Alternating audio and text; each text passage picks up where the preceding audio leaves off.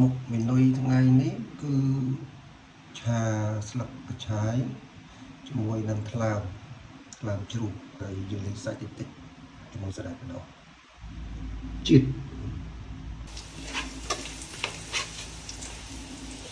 ឆាសណ្តែកថ្លើមយ៉ាងណាចង់ឆ្ងាញ់យើងធ្វើខ្លួនឯង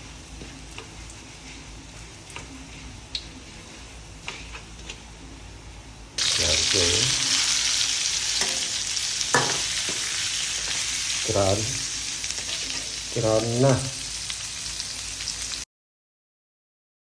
ព្រោះว่าគ្រាន់តែសាច់មកខ្ទះហ្នឹងទៅហៀតើតូនទៅហៀឲ្យគាត់ទេមានលេខណាឲ្យគេទេ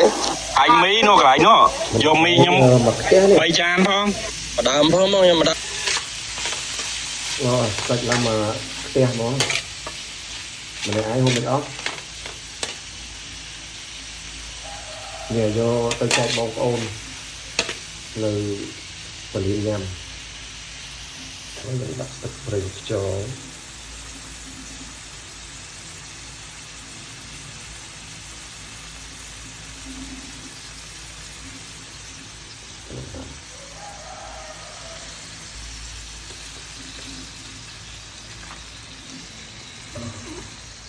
ទឹកស្ករបន្តិចអំបិលបន្តិចហើយពុកខ្នុរមួយស្លាបព្រា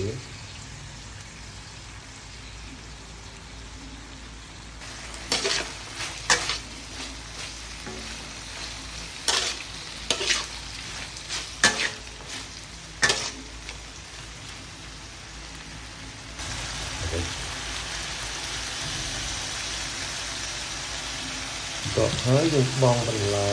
ទៅឆា